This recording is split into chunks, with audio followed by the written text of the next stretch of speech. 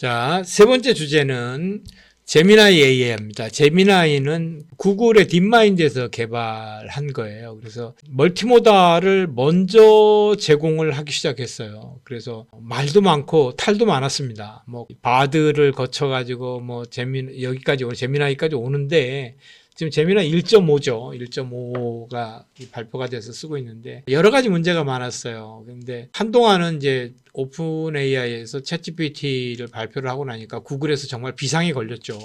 정말 비상이 걸려서 뭐 은퇴했던 그런 엔지니어들까지 불러가지고 비상회의를 열고 할 만큼 그렇게 충격을 받았던 모양이에요. 그래서 막 급하게 내놓은 게 바드였어요. 그런데 바드가 실패를 했죠. 오류도 많이 생기고 엉뚱한 답변도 하고 이렇게 하다가 제미나이라고 해가지고 이제 바드의 이제 업그레이드 버전이라고 봐야 되겠죠. 바드라는 이름이 주는 이렇게 불안전성 이런 것들을 탈피하고자 제미나이라는 이름을 쓴 것 같아요. 그래서 제미나이를 내놓았는데 텍스트하고 이미지하고 비디오를 다 통합적으로 처리를 한다고 했는데 여기시 조금 사용하면서 아직은 좀 이르다 그렇게 된다고 하기에 말하기엔 좀 이르다라는 그런 의견들도 좀 있습니다. 그래서 제미나이의 그 정의와 배경 보면 혁신적인 AI다. 다양한 형태의 데이터를 처리할 수 있는 능력을 갖고 있는 것이 좀 눈에 띄는 점이었고요. 다중모달, 멀티모달을 지원하는 것, 텍스트, 이미지, 비디오 등 여러 형태의 입력을 이해하고 처리할 수 있다. 이미 챗GPT도 그런 과정들을 이미 진행하고 있고 다 하고 있죠. 또 개발 배경은 인간의 인지 능력을 모방하고자 하는 목표로 개발되었다. 복잡한 정보를 통합적으로 처리하는 능력을 갖추고 있다. 대부분의 AI가 하는 것입니다. 제가 좀 약간 편견을 갖고 얘기할 수도 있는데요. 사실이 그렇습니다. 제미나이 AI의 그 주요 특징은 텍스트 처리, 그다음 이미지 분석, 비디오 처리 이렇게 멀티모달을 지원하고 있다라는 것, 그 정도만 할게요. 여기도 마찬가지 똑같은 얘기입니다. 텍스트, 그다음에 이미지 이렇게 돼 있고 제미나이 AI의 대화의 기능은 자연스러운 대화가 가능하고 복잡한 질문 처리도 되고 시각 자료를 포함한다.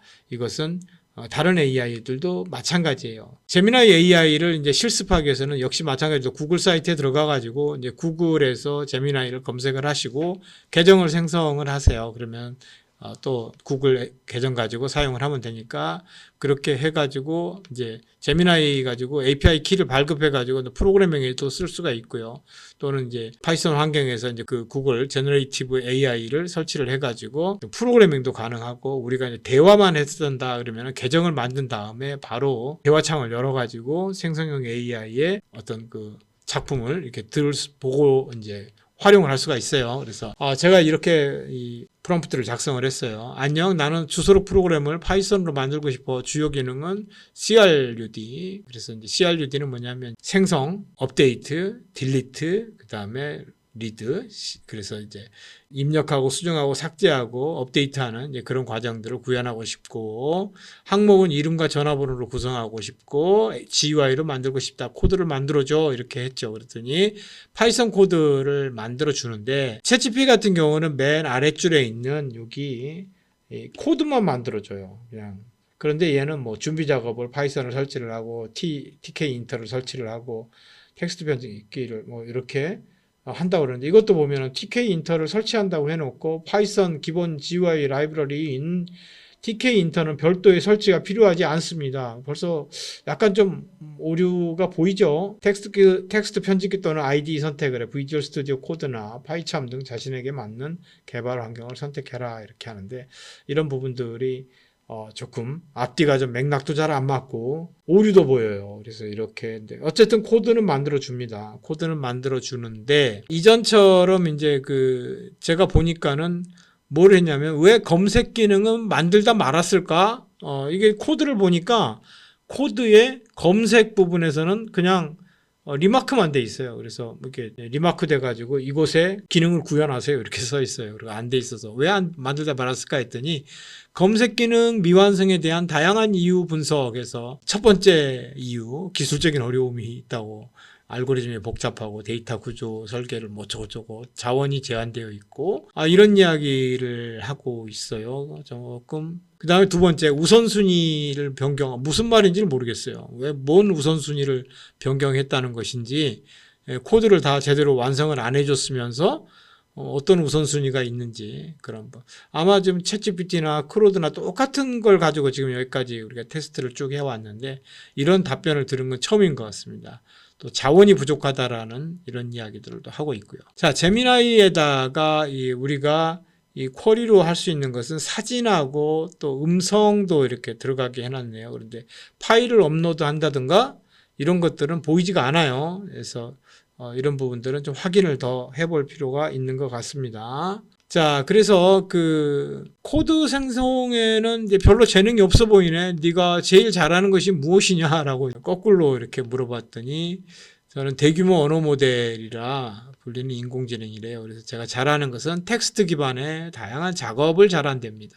구체적으로 정보 검색 및 요약, 텍스트 생성, 언어 번역, 질문과 답변, 맨 밑에 코드 생성이 들어가 있네요. 코드 생성 역시 제가 할 수 있는 작업 중에 하나입니다. 하지만 완벽한 코드 생성을 위해서는 더 많은 학습과 발전이 필요합니다. 라고 하는데요. 챗GPT는 가장 잘하는 게 영어고요. 두 번째 잘하는 언어가 파이썬이라고 해요. 그만큼 그 코드에 공을 많이 들인 걸로 보이고 이 친구는 코드 생성이 뒤쪽에 밀려가 있는 걸 볼 수가 있습니다. 그래서 제미나이는 많은 개발자들이 초기에 호기심으로 접근을 했다가 대부분 이렇게 돌아서서 나오는 경우가 많아요.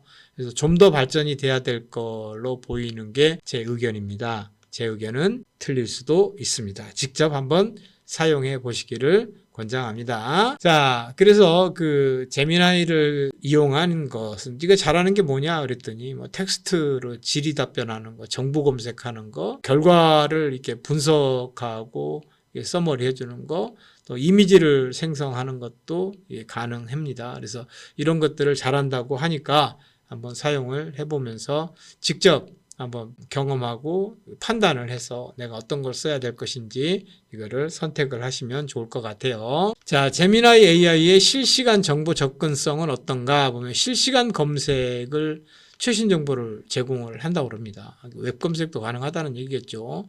오늘의 주요 뉴스를 요약해줘 이런 것도 가능하다고 합니다. 또 데이터 통합, 다양한 소스의 정보를 종합한다. 특정 주제에 대한 종합 보고서를 만들어 주라. 또 정보 필터링, 관련성 높은 정보를 선별한다.